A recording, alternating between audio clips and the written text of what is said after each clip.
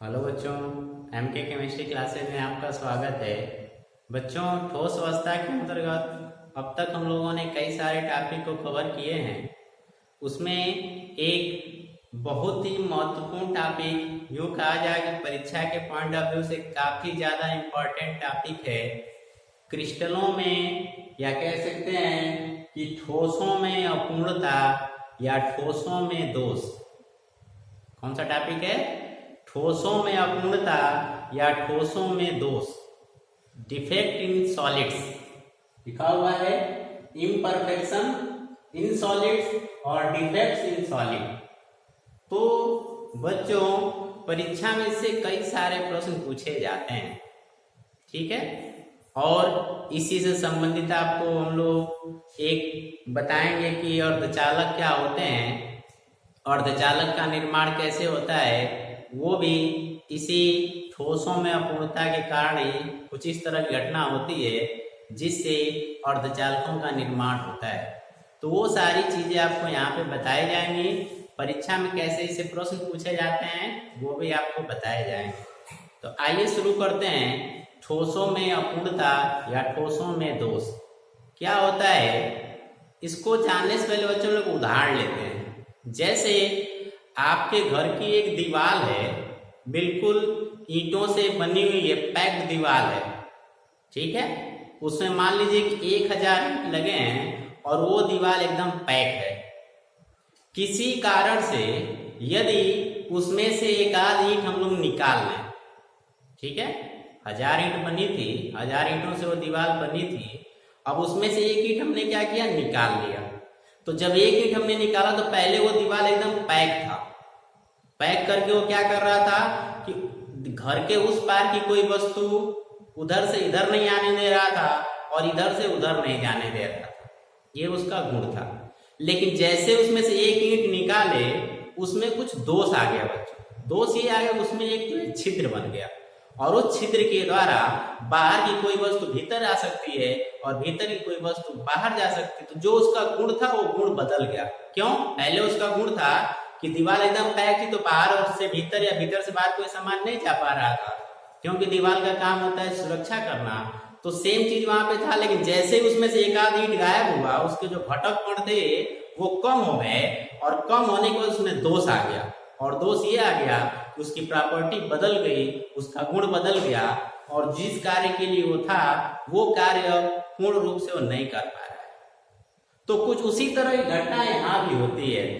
क्या होता है, जब बच्चों आपको क्रिस्टलाइन सॉलिड पढ़ाए थे तो बताए थे कि जो क्रिस्टलाइन सॉलिड होते हैं उनके घटक कण एक सुव्यवस्थित क्रम में लॉन्ग रेंज के लिए व्यवस्थित होते हैं।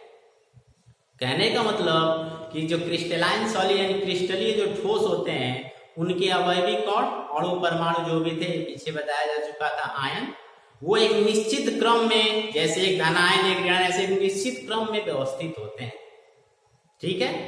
और यदि उसमें से एक आध धनायन कम हो जाए, जैसे ईंट में बता रहा था, एक आध धनायन उस क्रिस्टल में से कम हो जाए, एक आध धनायन या ऋणायन उसमें बढ़ जाए, तो बच्चों क्रिस्टल में दोष उत्पन्न हो जाता है, वो क्रिस्टल अपूर्ण हो जाता है। इसी को हम लोग कहते हैं ठोसों में अपूर्णता। और ऐसे अपूर्णता या दोष से हमको क्या लेना देना है? लेना देना है बच्चों, क्योंकि जैसे ही किसी क्रिस्टल में, ठीक है, जैसे ही किसी क्रिस्टल में उसमें दोष उत्पन्न होता है उसकी प्रॉपर्टी बदल जाती है। जैसे मैं अभी दीवार का उदाहरण बता रहा था, ठीक है। जैसे मैं एक उदाहरण लेता हूं कि कुछ ऐसे सॉलिड क्रिस्टलाइन सॉलिड होते हैं कि जब उनमें दोष आता है तो उनकी चालकता बढ़ जाती है। तो गुणों में भी चेंज होता है। सिर्फ दोष आने से कोई दिक्कत नहीं, दोष आता है और जैसे ही किसी क्रिस्टली ठोस में दोष आता है बच्चों, उसकी प्रॉपर्टी बदल जाती है। तो इस टॉपिक के अंतर्गत हम इन्हीं चीजों को जानेंगे, ठीक है। अच्छा, एक बात और आपको बता दें कि किसी भी क्रिस्टल की जो आदर्श संरचना होती है, आदर्श संरचना का मतलब जैसे NaCl की संरचना लें तो एक NaCl के बाद एक क्लोराइड आयन, एक फिर NaCl आयन, फिर क्लोराइड, ऐसे उसकी संरचना एक होती है। अब उसमें दोष आ गया, ठीक है, दोष ऐसे आया कि उसमें से NaCl एक गायब हो गया, एक क्लोराइड आयन गया, ऐसे कुछ हो गया। तो उसको तो हम लोगों ने भी जाना कि वो दोष आ गया, इसके उसकी प्रॉपर्टी बदल जाती है। अब एक विशेष बात कि जो आदर्श किसी भी क्रिस्टल की जो आदर्श संरचना होती है बच्चों, वो केवल परम ताप पर यानी 0 केल्विन पर ही सिर्फ पाई जाती है। तो नॉर्मल जो दशा होती है वो परम ताप तो दशा होती नहीं है, क्योंकि 0 केल्विन टेम्परेचर बहुत कम होता है।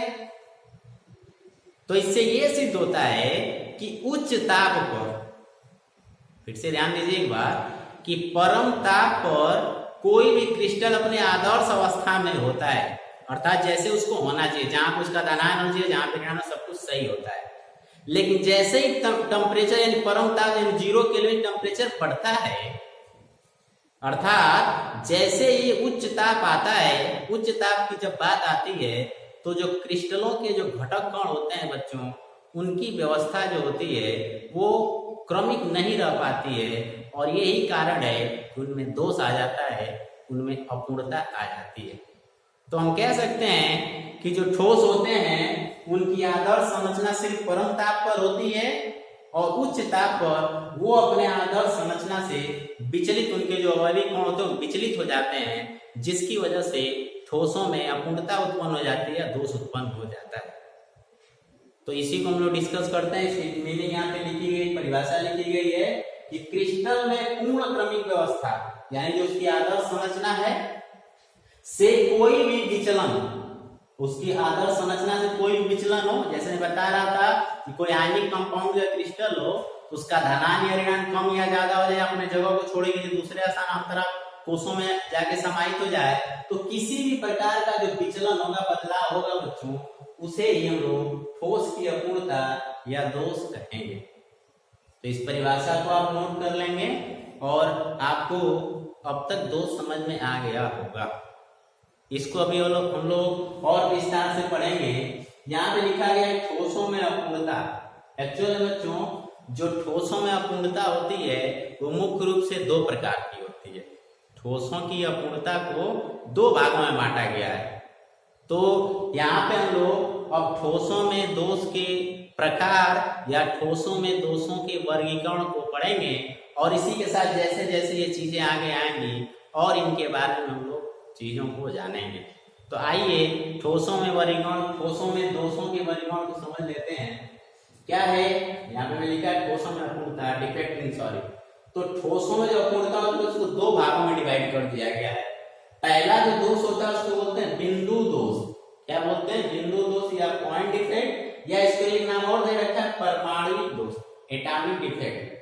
तो नाम से आपको बहुत सारी चीजें अब तक क्लियर हो गई होंगी कि ऐसा ठोस जिसमें मौजूद परमाणुओं के विचलन, परमाणुओं की स्थिति में विचलन हो, उसकी वजह से यदि कोई दोष उत्पन्न हो जाए तो उसको हम लोग कहेंगे बिंदु दोष या परमाणुक दोष। यहाँ पे मीनिंग लिखी गई है घटक कणों की व्यवस्था, और घटक कण ही क्या होते हैं बच्चों? परमाणु होते हैं। उनको हम लोग जब डायग्रामेटिकली रिप्रेजेंट करते हैं तो बिंदु के रूप में उनको हम लोग दिखाते हैं। जब सेल में आपको पढ़ाया था तो बताया था। तो ये कह रहा है घटक कणों की व्यवस्था में अनियमितता के कारण उत्पन्न दोष को बिंदु दोष या परमाणुक दोष कहते हैं। इसको पुनः 3 भागों में बांटा है, स्टोइकियोमेट्री दोष या स्टोइकियोमेट्री डिफेक्ट, अस्टोइकियोमेट्री और नॉन स्टोइकियोमेट्री डिफेक्ट, और तीसरा अशुद्धता दोष या इम्प्योरिटी डिफेक्ट। इनको एक एक करके जानेंगे। दूसरा जो बच्चों ठोसों में दोष का दूसरा जो प्रकार है वो है इलेक्ट्रॉनिक अपूर्णता। इसको बोलते हैं इलेक्ट्रॉनिक डिफेक्ट। ये क्या होता है बच्चों? जब कोई खास करके कोई मेटल, किसी मेटल का जो क्रिस्टल होता है, आपको पता है कि धातुओं में मुक्त इलेक्ट्रॉन होते हैं। धातुओं के क्रिस्टल में मुक्त इलेक्ट्रॉन होते हैं। तो उन मुक्त इलेक्ट्रॉनों की वजह से या उनमें मौजूद किसी छिद्र की वजह से, ये कैसे छिद्र क्रिएट होता है और कैसे इलेक्ट्रॉनों में डिफेक्ट होता है, ये आगे आपको बता रहे हैं। जब इसको एक एक करके विस्तार से पढ़ेंगे, सिर्फ यहाँ पे इसकी मीनिंग जान लेते हैं कि ठोसों में उपस्थित मुक्त इलेक्ट्रॉनों तथा छिद्रों के कारण, ठीक है, छिद्र कैसे बनते हैं वो आगे बताएंगे। उसमें धनायन या आयनायन कोई हट जाता है, उसकी वजह से वहां पे छिद्र बन जाता है, ठीक है। तो उसकी वजह से यदि कोई डिफेक्ट आ रहा है बच्चों, तो उसको हम लोग कहते हैं इलेक्ट्रॉनिक अपूर्णता। तो आइए इसको एक एक को फिर शुरू करते हैं, आगे बढ़ते हैं। इसमें पहला स्टोइकियोमेट्री है, स्टोइकियोमेट्री डिफेक्ट। इसकी मीनिंग क्या लिखी है? स्टोइकियोमेट्री का मतलब क्या होता है?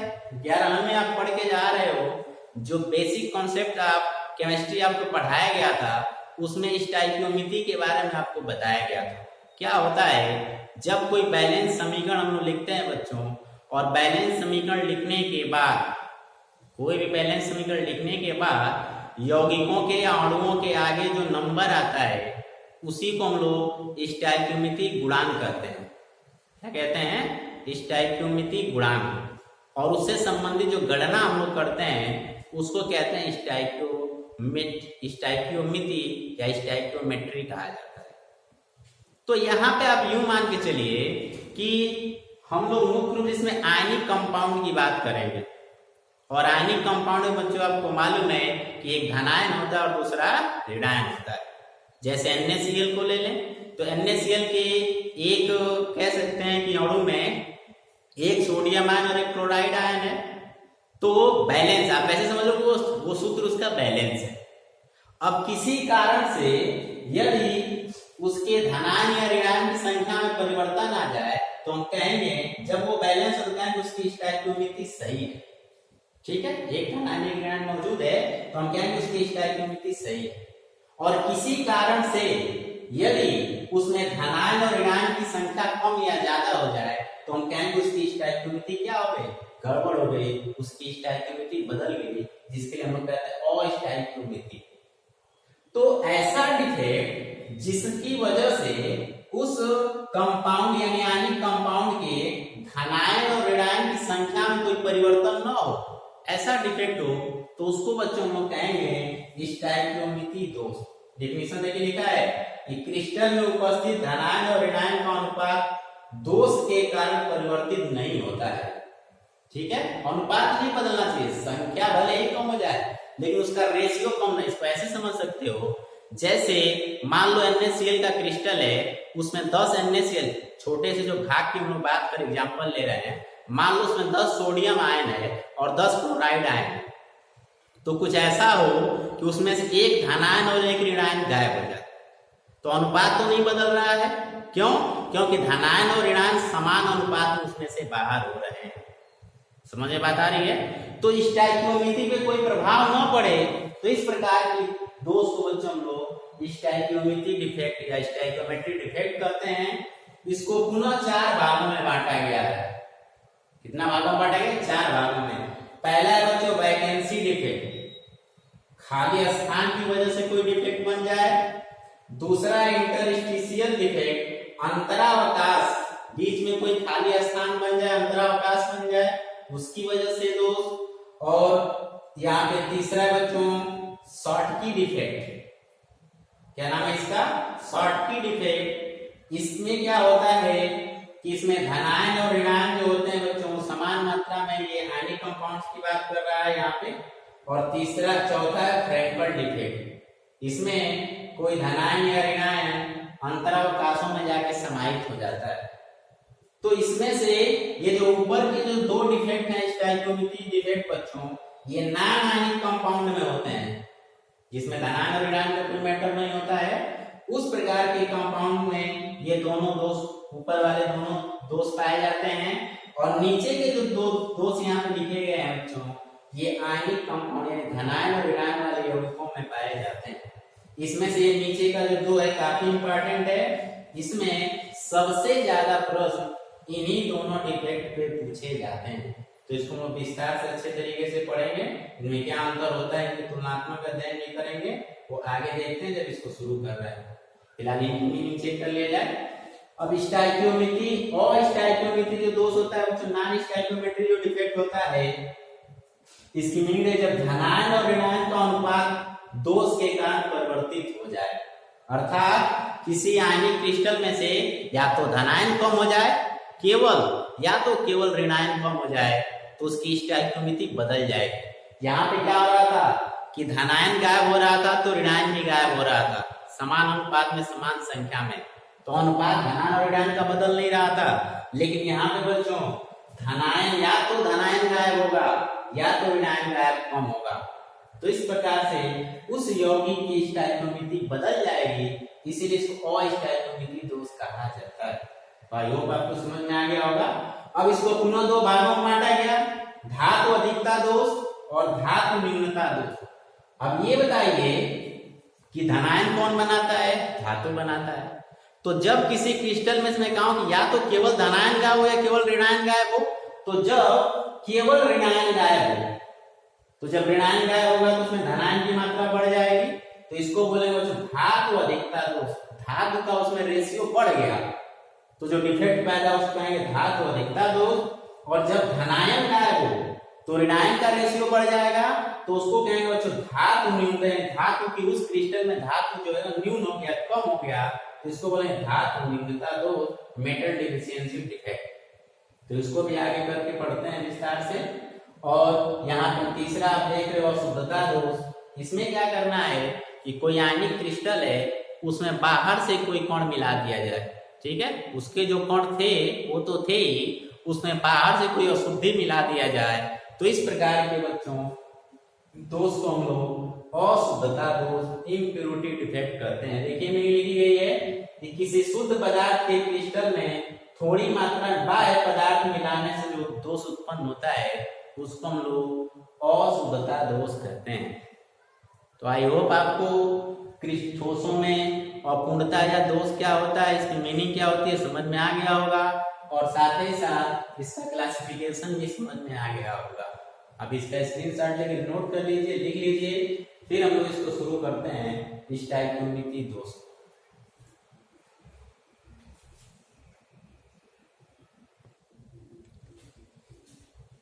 स्क्रीनशॉट आपने ले लिया होगा। आइए स्टोइकोमेट्री डिफेक्ट को हम लोग विस्तार से पढ़ते हैं। अभी बताएं बच्चों की स्टोइकोमेट्री जो डिफेक्ट होता है 4 प्रकार का होता है। Vacancy defect, interstitial defect, Schottky defect और फ्रैंकल डिफेक्ट। तो उनको हम लोग यहाँ पे एक टेबल के माध्यम से एक ही साथ सबको पढ़ लेंगे ताकि पढ़ने में समझने में आसानी हो, ठीक है। तो आइए शुरू करते हैं। क्या कहते हैं, यहाँ पे दोष का नाम लिखा हुआ है। चूंकि स्टोइकोमेट्री दोष 4 प्रकार का होता है, जो सबका यहाँ पे नाम मेंशन है। इसके बाद इनकी यहाँ पे डेफिनेशन लिखी गई है। ये किस प्रकार के ठोस होंगे, आयनिक होंगे कि नॉन आयनिक होंगे, घनत्व पर इनका क्या प्रभाव पड़ेगा, यानी इनके क्रिस्टलों के घनत्व पर इस दोष के बाद क्या प्रभाव पड़ेगा, अर्थात उसके अवयवी कणों की संख्या कम होगी कि ज्यादा होगी। यदि अवयवी कण किसी दोष की वजह से यदि अवयवी कण कम हो रहे हैं तो उसका घनत्व जो होगा वो कम हो जाएगा, और किसी कारण से यदि अवयवी कण बढ़ रहे हैं तो घनत्व उसका बढ़ जाएगा। समझ में बात आ गई। तो ये चीज यहाँ पे हम लोग देखेंगे, और उसका यहाँ पे डायग्रामेटिकली रिप्रेजेंटेशन यहाँ पे है, उसके चित्र के माध्यम से भी यहाँ पे चीजों को समझेंगे किस प्रकार से दोष उत्पन्न हो रहा है। तो सबसे पहले लिखा है रिक्ति दोष या वैकेंसी दोष। तो नाम से ही पता चल रहा है कि रिक्ति बन जाए, अर्थात किसी घटक कण के हट जाने की वजह से जो खाली स्थान बनेगा उसको रिक्ति बोलेंगे। समझ में बात आ गई। तो जब वो रिक्ति बन जाएगी तो जाहिर से उसमें दोष उत्पन्न हो गया। यही तो मैं आपको शुरू में बता रहा था कि किसी कारण से यदि उसमें से कोई धनायन या कोई अवयवी कण कम हो जाए या ज्यादा हो जाए जिसके उसमें दोष आ जाता है तो रिक्ति बन जाएगी। कैसे बनी, मीनिंग देखिए, जब ठोस के जालक में कुछ स्थान खाली हो जाए। और कुछ स्थान खाली कैसे होगा कि जब उसमें से उसका अवयवी कण किसी कारण से निकल जाए, हट जाए, तो रिक्ति बन जाएगी, और इस दोष को बच्चों को रिक्ति दोष कहेंगे। अच्छा, आप कहोगे कि ये तो स्टोइकोमेट्री दोष पढ़ रहे हैं, यदि उसमें से कोई कण निकलेगा तो उसके स्टोइकोमेट्री में परिवर्तन होगा? नहीं, क्योंकि बच्चों ये जो ठोस होते हैं जिसमें रिक्ति दोष पाया जाता है वो नॉन आयनिक होते हैं, और नॉन आयनिक में धनायन और ऋणायन तो होते नहीं है, इसलिए उसमें से जो भी निकलेगा वो मॉलिक्यूल के रूप में निकलेगा, तो उससे उसकी स्टोइकोमेट्री में कोई प्रभाव नहीं पड़ेगा। समझ में बात आ गई। तो ये नॉन आयनिक कंपाउंड में ऐसा कहा जाता है। घनत्व पर क्या प्रभाव पड़ेगा आप बताइए, कि जब ठोस के जालक में कुछ स्थान खाली हो जाए तो उसके घनत्व पर क्या प्रभाव पड़ेगा, सॉरी यहाँ पे गलत लिख दिया गया है, जब उसमें से उसके घटक कण बच्चों निकल जाएंगे तो घटक कण कम होंगे, जिसकी वजह से उसका घनत्व जो होगा बच्चों कम हो जाएगा। क्या हो जाएगा? कम हो जाएगा। समझ में बात आ रही है। इसको डायग्राम के माध्यम से देखिए, यहाँ पे डायग्राम बनाया गया। देखिए मान लीजिए इसमें 2 3 4 5, 5 नीचे कण है और ऊपर भी सेम इसी हिसाब से अरेंजमेंट होगा इनका, तो ऊपर भी 5 यहाँ पे कण होना चाहिए। लेकिन आप देख रहे हो कि यहाँ से एक कण गायब है, जिसकी वजह से यहाँ पे एक रिक्ति खाली स्थान बन जा रहा है। इस दोष को हम लोग बच्चों रिक्ति दोष कहेंगे। और देखिए इसका जो घनत्व है बच्चों, इस क्रिस्टल का घनत्व क्या कम हो गया, क्योंकि इसमें से अवयवी कण कम हो जा रहा है, निकल जा रहा है। तो ये है पहला रिक्ति दोष, नॉन आयनिक कंपाउंड में पाया जाता है। दूसरा बच्चों इंटरस्टिशियल डिफेक्ट या अंतरावकाशी दोष। इसमें क्या होता है, यहाँ डायग्राम से देखिए कि जैसे यहाँ पे मान लीजिए कोई पार्टिकल है, ये कंप्लीट आदर्श समझना इसकी है, तो हुआ क्या कि कोई इसमें से कण निकलकर और बीच में जो खाली जो अंतरावकाश है बच्चों उसमें चला जाए, कम ना हो ज्यादा ना हो, सिर्फ अपने स्थान को चेंज कर दे। यहाँ पे क्या था, यहाँ पूरा गायब हो जा रहा था, तो इसकी वजह से इसका घनत्व तो कम हो जा रहा था। लेकिन यहाँ पे क्या है कि इस स्थान को सिर्फ छोड़ेगा, जैसे इसको मैं लेता हूँ कि स्थान अपना छोड़ दे और यहाँ पे बीच में अंतरावकाश में चला है, ठीक है, यहाँ तो दोष उत्पन्न हो गया। क्यों? क्योंकि इसको रहना चाहिए था यहाँ पे और ये उस जगह को छोड़ के यहाँ पे आ गया। समझ में बात आ गई? तो इस प्रकार के दोष को बच्चों जब कोई मालिक्यूल, कोई अवयवी कण अपने मूल स्थान को छोड़ के अंतरावकाशों में जाके समाहित हो जाए, तो उस दोष को हम लोग अंतरावकाशीय इंटरस्टिशियल डिफेक्ट कहते हैं। अब बताइए घनत्व पे इसके प्रभाव पड़ेगा? कोई प्रभाव नहीं पड़ेगा। क्यों? क्योंकि पहले भी इसमें 8 कण थे और भी 8 कण है, तो इसके घनत्व पे कोई प्रभाव नहीं पड़ेगा। अगला आते हैं साटकी डिफेक्ट या साटकी दोष। मैं बताऊं परीक्षा के पॉइंट ऑफ व्यू से काफी महत्वपूर्ण है। इन्हीं दोनों दोषों पे सबसे ज्यादा प्रश्न पूछे जाते हैं इस टॉपिक से। अच्छा, नाम लिखा है साटकी, तो इसको आप याद करने का देखो तरीका, साटकी मतलब 60 हो जाएगा। कोई चीज ऐसा हो या अवयवी कण जो होंगे वो 60 हो जाएंगे, तो इसको बड़ी आसानी से याद कर सकते। साटकी में 60 हो जाता है। कौन 60 हो जाएगा? तो आप देखिए कि जब समान संख्या में धनायन और ऋणायन, ठीक है, समान संख्या में धनायन और ऋणायन कम हो ताकि स्टैबिलिटी में कोई प्रभाव न पड़े, तो इस दोष को बच्चों साटकी डिफेक्ट कहते हैं। फिर से वर्ड सुन लीजिए कि जब समान संख्या में धनायन और ऋणायन, यहाँ पे धनायन और ऋणायन की बात आ गई तो आप समझ रहे होंगे ये किस प्रकार की यौगिकों में पाया जाता है? आयनिक यौगिकों में या आयनिक क्रिस्टलों में पाया जाता है। और सोचिए एक धनायन निकलेगा तो एक ऋणायन निकलेगा, तो धनायन और ऋणायन के रेशियो में भी कोई परिवर्तन आता है, उसकी स्टैबिलिटी में भी कोई डिफेक्ट नहीं आ रहा है, इसीलिए स्टैबिलिटी डिफेक्ट के अंतर्गत ये आता है। अब क्या होगा? घनत्व पर प्रभाव। जाहिर सी बात है कि जब उसके धनायन और ऋणायन निकल जाएंगे तो उस क्रिस्टल का घनत्व जो होगा बच्चों वो साटकी डिफेक्ट की वजह से कम हो जाएगा। डायग्राम के माध्यम से देखिए, ये देखिए धनायन ऋणायन धनायन ऋणायन धनायन ऐसे क्रम से बना हुआ है, तो इसमें दोष आएगा तो क्या होगा? ये मान लो एक यहाँ से धनायन गायब हो गया और एक यहाँ से ऋणायन गायब हो गया। अब इसमें कौन सा दोष आ गया? पहले से आदर्श संरचना बनी थी, अब इसमें कौन सा दोष आ गया बच्चों? साटकी दोष आ गया, साटकी डिफेक्ट आ गया। तो इस प्रकार के दोष को जहाँ पे आप देखना एक धनायन और एक ऋणायन इसमें से गायब हो, तो इस प्रकार के दोष को साटकी डिफेक्ट कहेंगे। आई होप आपको समझ में आ गया होगा। अगला है फ्रेंकल डिफेक्ट। फ्रेंकल से आप इसको ऐसे फ्री हो जाता है, कोई पार्टिकल इसमें फ्री हो जाता है और फ्री होकर अपना स्थान बदल लेता है। ठीक इसी प्रकार से ये जैसे यहाँ पे चूंकि ये नॉन आयनिक में था लेकिन ये आयनिक, ये दोनों में अंतर है। तो फ्रेंकल में कोई बच्चों जो आयन होगा, क्योंकि आयनिक यौगिक में पाया जाता है, तो कोई आयन और प्राय देखा गया कि धनायन। क्यों? क्योंकि बच्चों धनायन की साइज जो होती है छोटी होती है। पिछले आपको कई सारे वीडियो में इसकी चर्चा की, बताया भी जा चुका है। तो जो धनायन होता है वो प्राय छोटा होता है, तो इसीलिए इसमें जो धनायन होता है वो अपनी चालक स्थिति को त्याग कर और अंतरावकाश में जाके समाहित हो जाता है कुछ इसी प्रकार से। तो आइए इसको डायग्राम के माध्यम से देखते हैं। जैसे हम इस धनायन को ले लेते हैं, तो ये धनायन क्या करेगा? आदर्श संरचना बनी हुई है, ये धनायन अपनी स्थिति को छोड़ के और इस अंतरावकाश में आके यहाँ पे समाहित हो जाएगा। तो इस प्रकार के दोष को बच्चों जब धनायन अपनी मूल स्थिति को छोड़ के अंतरावकाशों में जाके समाहित हो जाए, तो इस प्रकार के दोष को हम लोग फ्रेंकल डिफेक्ट कहते हैं। इसको याद रखने का तरीका मैंने बताया, इसमें कुछ 60 हो जाएगा। कौन? धनायन और ऋणायन दोनों 60 होंगे। और इसमें मैंने बताया कि फ्री हो जाता है। कौन फ्री हो जाता है? धनायन, और फ्री होकर अपने स्थान को छोड़ देता है और अंतरावकाशों में आके समाहित हो जाता है। इसके घनत्व पे क्या प्रभाव पड़ेगा? कोई परिवर्तन नहीं, क्योंकि कुछ इसमें कम या ज्यादा तो हो नहीं रहा है, तो इसमें घनत्व पे कोई प्रभाव नहीं पड़ेगा। तो ये है बच्चों स्टोइकोमेट्री दोष 4 प्रकार का होता है। सबकी मीनिंग आपको बताई गई, किस प्रकार के ठोस में पाया जाता है, घनत्व पे क्या प्रभाव पड़ेगा और इनके चित्र को आप कैसे बनाएंगे। तो आई होप आपको ये चीजें भी समझ में आ गई होंगी। इसको फटाफट में कॉपी में इसके साथ लेकर नोट कर लीजिए। तो हम लोग इस साटकी और फ्रेंकल डिफेक्ट के बारे में कुछ और मुख्य बिंदु हैं उनको देख लेते हैं।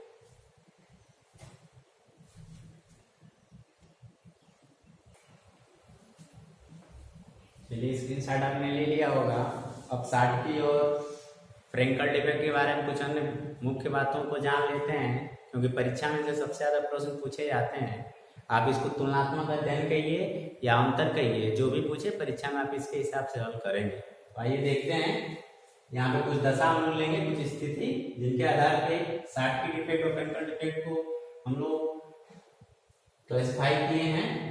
जैसे पहला धनायन और ऋणायन की साइज, चूंकि ये दोनों डिफेक्ट बच्चों आयनिक यौगिकों में पाया जाता है, तो किन आयनिक यौगिकों में पाया जाएगा, उनमें धनायन और ऋणायन की स्थिति क्या होती होगी, उसको हम लोग यहाँ पे देख लेते हैं। धनायन और ऋणायन की साइज। तो जो साटकी डिफेक्ट होता है बच्चों, इसमें ऐसे आयनिक यौगिक आते हैं जिनमें भाग लेने वाले धनायन और ऋणायन की साइज प्रायः कह सकते हैं कंपेरेबल होती है, तुलनीय होती है, अर्थात लगभग दोनों की साइज कह सकते हैं बराबर होती है। इस प्रकार के आयनिक यौगिकों में ही साटकी डिफेक्ट पाया जाता है। और फ्रेंकल डिफेक्ट में इसमें बच्चों क्या हो रहा था, फ्रेंकल डिफेक्ट में क्या हो रहा था कि धनायन जो था और ऋणायन के बीच में जाके समाहित हो जा रहा था। तो जाहिर सी बात है कि उसमें धनायन की साइज बड़ी थी और उसमें ऋणायन की साइज बड़ी थी और धनायन जो था वो काफी छोटा होता होगा। तो वही चीज यहाँ पे लिखा गया है कि फ्रेंकल डिफेक्ट में जो ऋणायन होता है धनायन की अपेक्षा अधिक बड़ा होता है।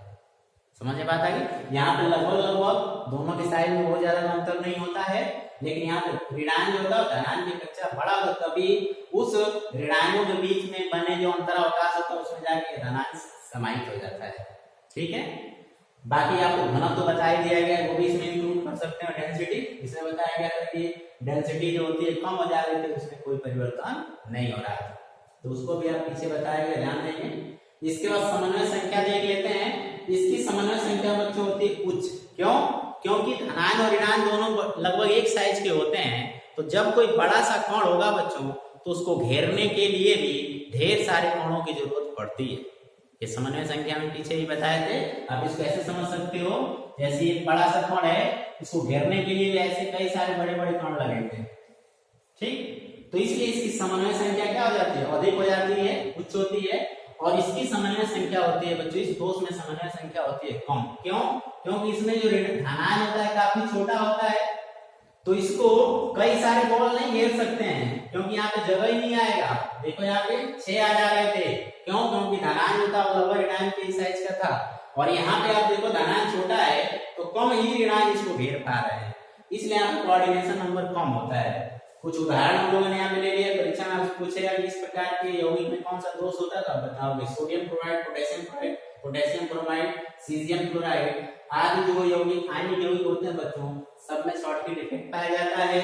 और सिल्वर क्लोराइड, जिंक सल्फाइड, इस तरह के आयनिक यौगिकों में फ्रेंकल डिफेक्ट पाया जाता है। एक आप यहाँ पे विशेष उदाहरण नोट कर लीजिए, सिल्वर ब्रोमाइड।